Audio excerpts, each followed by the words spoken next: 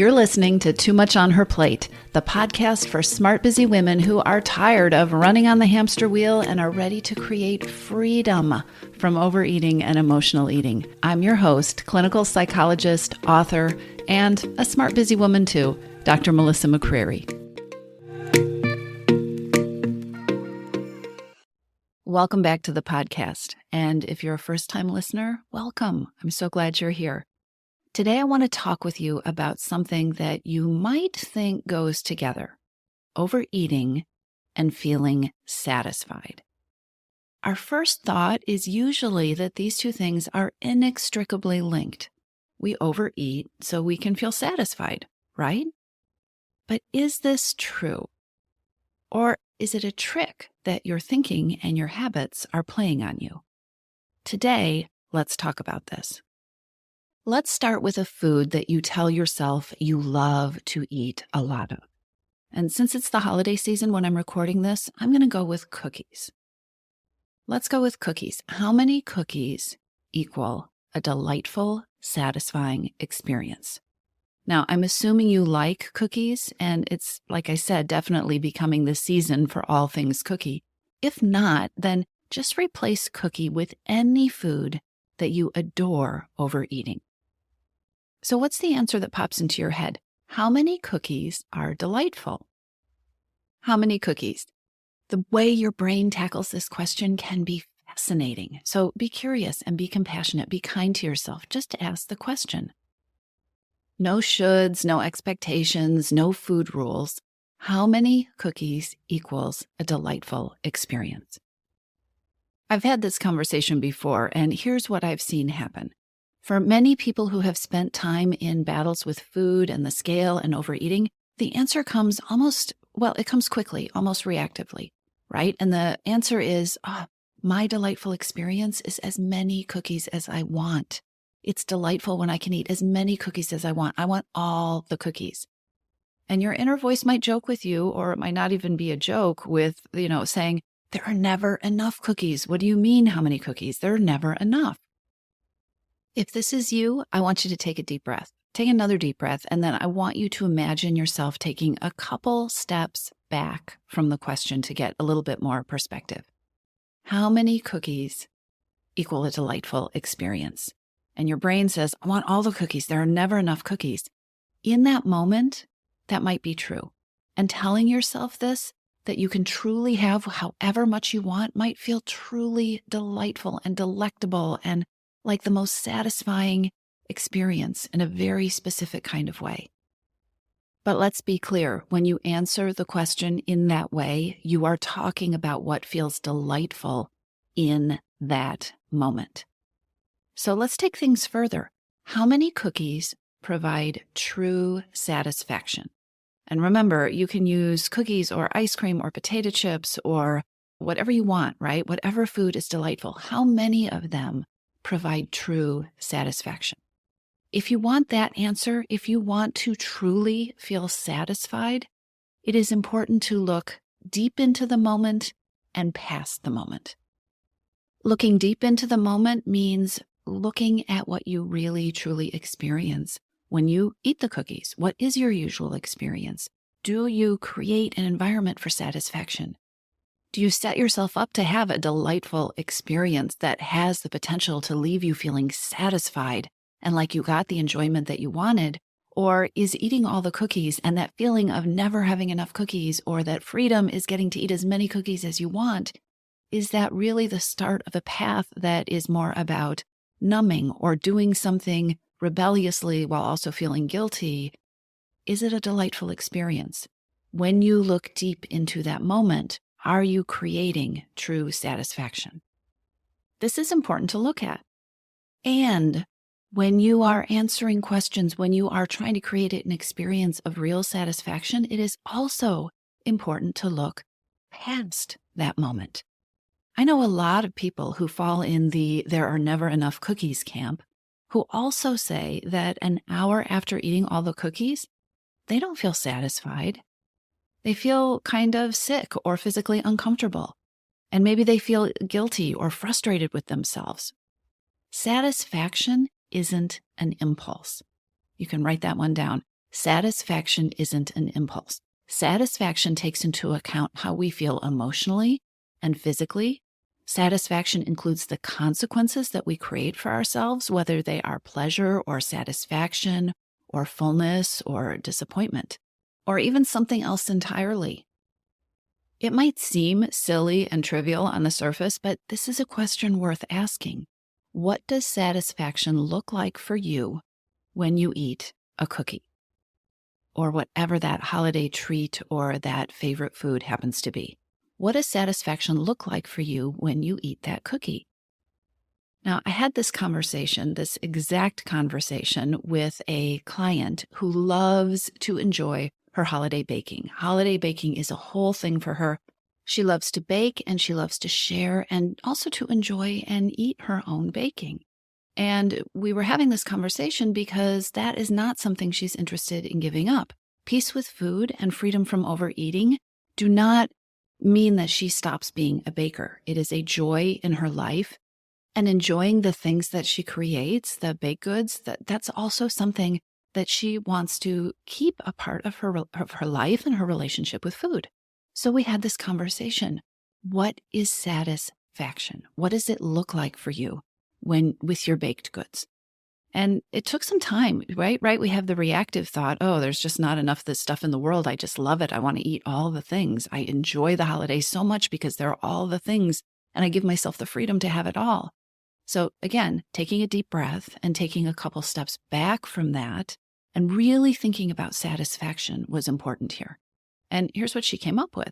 For her, satisfaction includes anticipating the treat, so the time before she has the treat, then savoring the taste, and then feeling a pleasant satiation, right? Feeling pleasantly full, but not uncomfortable afterward.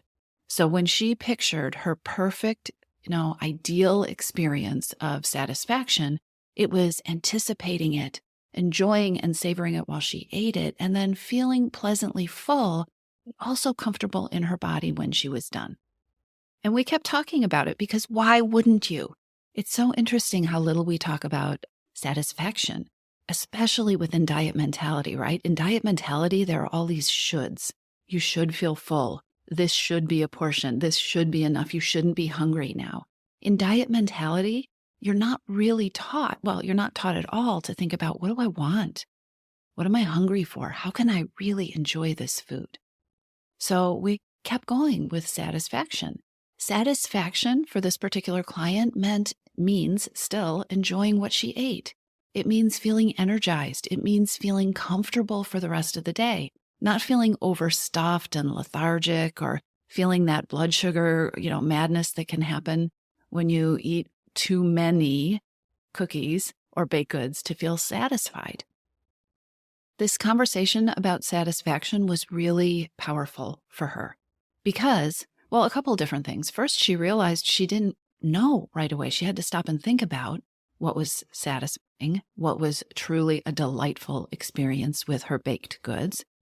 And the second thing that she realized as she got this clarity was that she had not been getting real satisfaction from this food that she loves, that she'd been eating it. She hadn't been fully enjoying it. In fact, she'd been kind of numbing out and eating it quickly because she felt so guilty and all these other thoughts that were going on. And then she was eating more of it than felt physically comfortable. She was not creating the satisfaction, which was what she really craved. And, she's not alone in this. It is so common.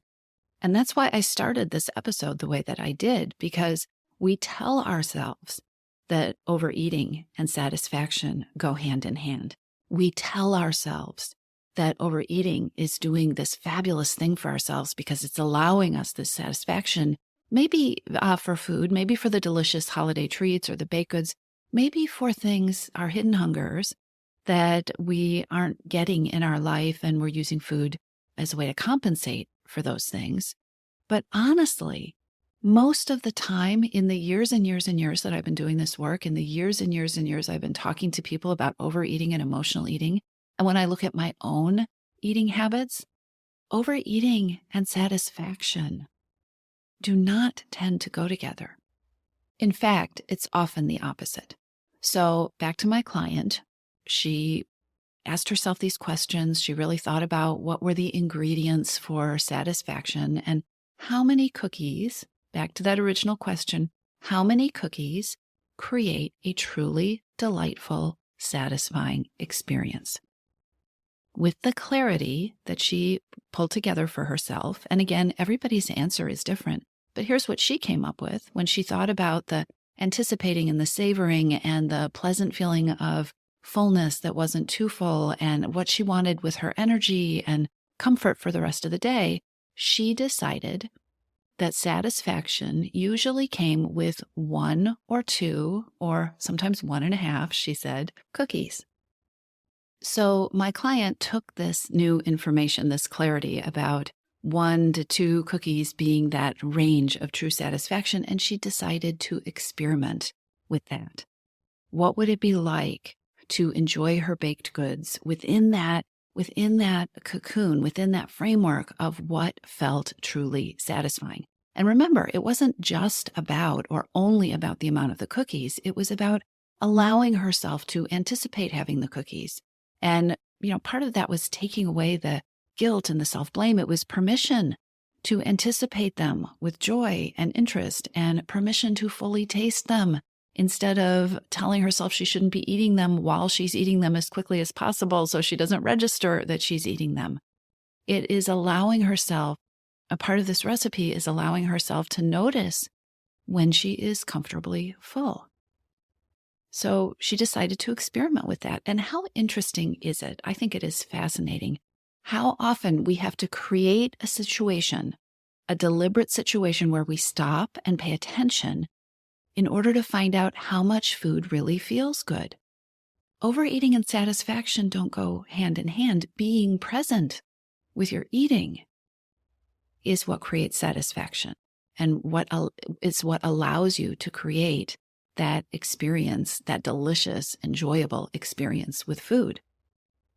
Do you know how many cookies or whatever the treat is? Do you know how many of them create that experience for you? And do you know the other ingredients that need to go into that experience to give you the kind of satisfaction that would bring you joy and delight? I have a group program called Your Missing Piece where we focus on ending habits of overeating and emotional eating. And there was a group member in that program who shared a idea that I absolutely love around this idea of satisfaction. She calls it, I love what she calls it. She calls it a ceremony of pleasure. She is also a baker who loves the traditional family treats that she creates this time of year. And she decided, you may have noticed, so she's already called this thing a ceremony of pleasure. She has a way with words. And she decided, you know what, Melissa, I want to bake my cake and eat it too and have peace with food. So we talked about satisfaction. We took those steps back. What is satisfaction deep in the moment and beyond the moment? And here's what she came up with. For her, satisfaction involves making a clear choice about what and when she's going to eat, which is different from her old pattern, her former pattern of just mindlessly scooping up a little crumb or eating that broken piece of cookie and just eating it because it was there without any thought or with very little thought at all. Satisfaction includes being present and being attentive so that she can savor, really taste the food that she wants to enjoy, that she has worked so hard with these intricate recipes to create. Satisfaction involves choosing, making choices about the moment and the setting that are going to make eating most enjoyable. So she decided that during the holiday season, she wanted to focus on creating these ceremonies of pleasure. And by creating these ceremonies, she is going to honor the food that she eats and honor the experience of eating this beautiful food. We all get to decide what satisfaction looks like for each of us. It's a unique thing. What works for her is sometimes still enjoying the crumbs and those broken off bits. She doesn't want to give that up. But what she decided that it's about putting them on a plate and sitting down with them so she can really have a moment And that's what she said. She said, I want to have a moment. I want to have a ceremony of pleasure. So here's what I want to leave you with. How many cookies provide you true satisfaction? And what does that satisfaction include for you? What would your ceremony of pleasure look like? What would it look like if you wanted to fully and deeply honor and enjoy your favorite treat? Here's my challenge for you. I want to challenge you to play with these questions this season. Play with these questions. Play with creating more satisfaction, more joy in eating in your life, and see what happens. I'll talk to you soon. Are you ready? Are you ready to lose your overeating and emotional eating habits? Are you ready to find a relationship with food that fits you, one that's deprivation-free? Then you need to join your missing piece. Enrollment is open, and now is a perfect time to join us. Go to toomuchonherplate.com/your-missing-piece, PEACE, or click the link in the show notes to take you there. Your Missing Piece is the program where I show you step by step. I walk you through the process of creating freedom from overeating with a unique combination of personalized coaching with me and smart strategy. You'll learn how to reclaim your power, ditch the diets, and create results that are built to last. Check it out at toomuchonherplate.com/your-missing-piece, and I'll see you inside.